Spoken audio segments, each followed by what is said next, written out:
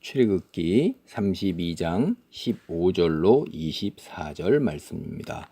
금송아지 사건이 계속해서 이어지고 있습니다. 15절입니다.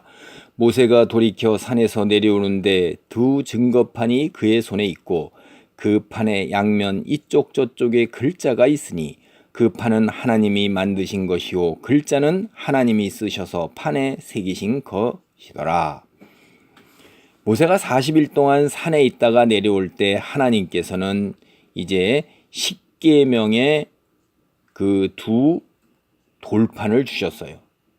그래갖고 십계명이 두 돌판에 새겨져 있어 갖고선 그의 손에 이제 양쪽 손에 들고 내려오는데 판의 양면 이쪽 저쪽에 글자가 있는 거죠.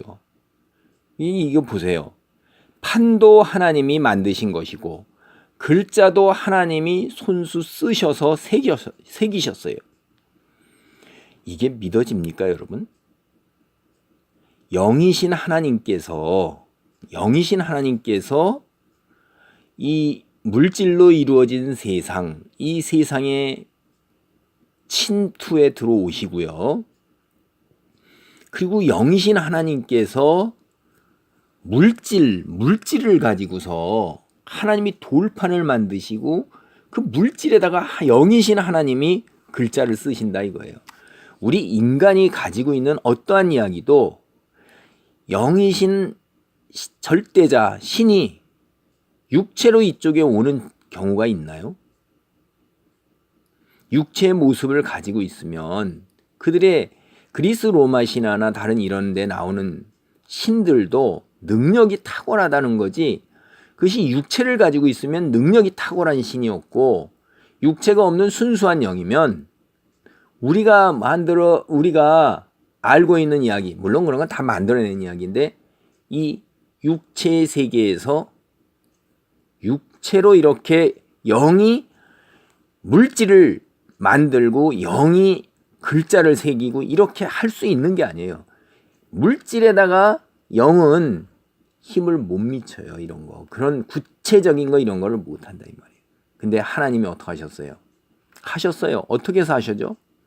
하나님이 이 세상을 만드셨기 때문에, 하나님은 전지전능하시기 때문에 이게 가능한 거라 이 말이에요. 여러분, 여기 이 출애굽기에 나오는 이러한 초자연적인 역사가 이게 과연 가능한 것인가 하는 걸 생각을 해보세요. 그 어떠한 이야기에도 이와 같은 유사한 이야기가 나오기가 굉장히 어려운 것입니다.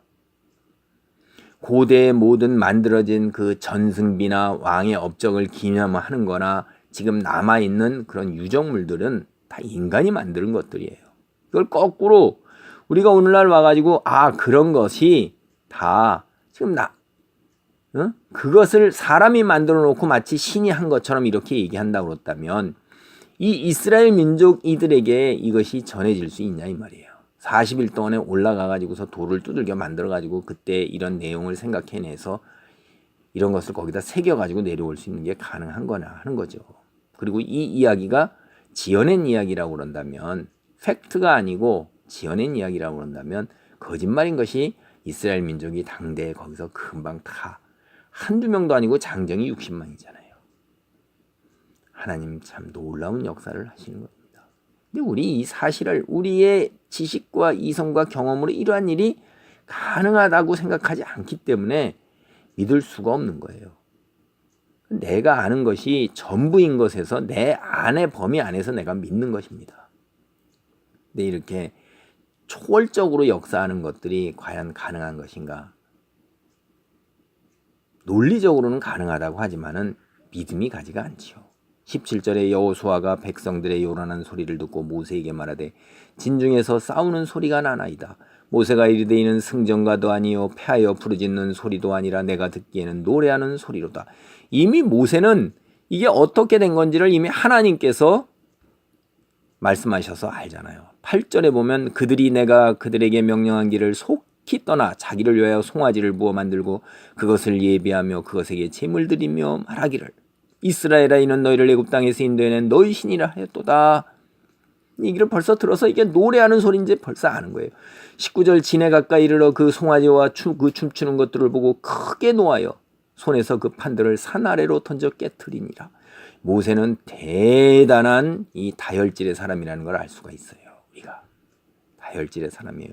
노회도 크게 놓은 거예요. 그리고 하나님이 만들어주신 그 산을 너희가 이걸 받을 자격, 이 말씀을 받을 자격, 이 계시를 받을 자격이 없다는 것을 그 경로해가지고 그걸 던져버린 거예요.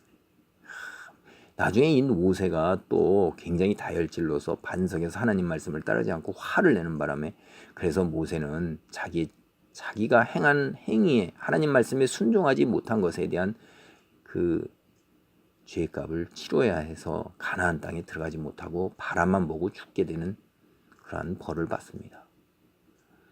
여러분, 지도자가 이렇게 다혈질로 크게 평생에 살면서 이럴 때 되게 경노하고 그 다음에 그 반석에서 물을 내려올 때 경노하는 것을 봐요. 살면서 한두 번 이렇게 크게 경노하는 이런 것들을 봅니다. 그것이 그에게 큰 뼈아픈 그 장애물이 되는 걸 봐요.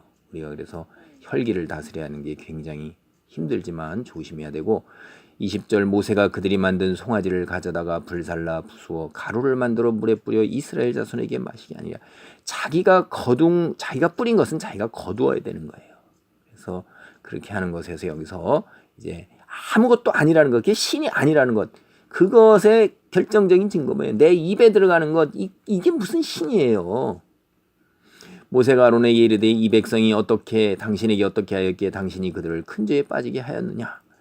이 지도자는 이들이 죄로 빠지지 않게 경책하고 경계하고 파수꾼의 역할을 해야 되는데 이 죄에 빠지도록 그냥 내버려 둔다는 게 이게 말이 되냐 하는 걸 할 때 이 아론이 얼마나 지도자로서 그 자질이 부족한 면이 있는가. 이거 우리 인간의 그 적나라한 면이 다 드러나는 거예요.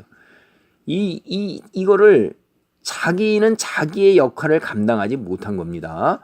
백성의 지도자로서 일깨우고 파수꾼의 역할로 나팔을 불어서 죄악됨을 일깨워야 되는데도 오히려 그들이 그렇게 요구할 때에 본인이 뭐 했어요? 만들었잖아요. 4절에 보면 아론이 그들의 손에서 금고리를 받아 부어서 조각칼로 받아 부어서 그 다음에 또 조각칼로 새겨서 송아지 형상을 만든 거예요.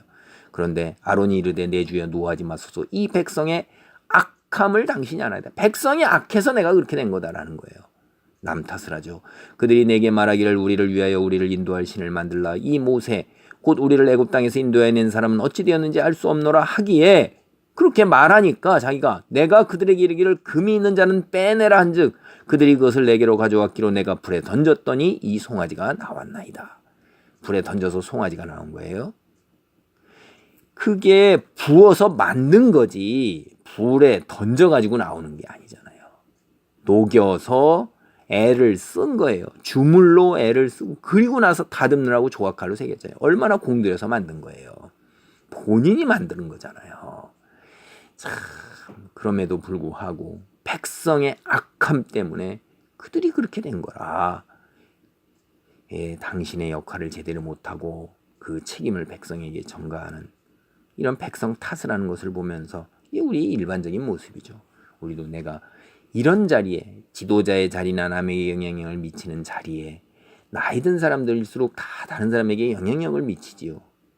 가만히 있다고 해서 그것이 자기가 이런 책임을 면할 수 있는 것은 아니에요. 나이 든 사람일수록 오랜 신앙생활을 하는 사람일수록 그 말 한마디와 행동 거지가 다른 사람에게 영향을 미치고 그것이 그들에게 결정적인 아주 중요한 계기가 될 수도 있는 거예요. 그래서 이렇게 갈수록 이런 자리에 있을수록 나이를 먹을수록 신앙의 연륜이 오래될수록 우리는 우리 스스로를 살피면서 굉장히 조심을 해야 돼요. 바른 자리에 있어서 말씀 안에 머물며 하나님 말씀에 순종하는 그렇게 살면서도 그런 빛을 보이고 그런 본을 보이는 그런 자리에 있기 굉장히 우리가 노력해야 되고 경각심을 가지고 살아야 할 것입니다. 그런 큰 은혜의 자리에 믿음의 자리에 있기를 바랍니다. 아멘.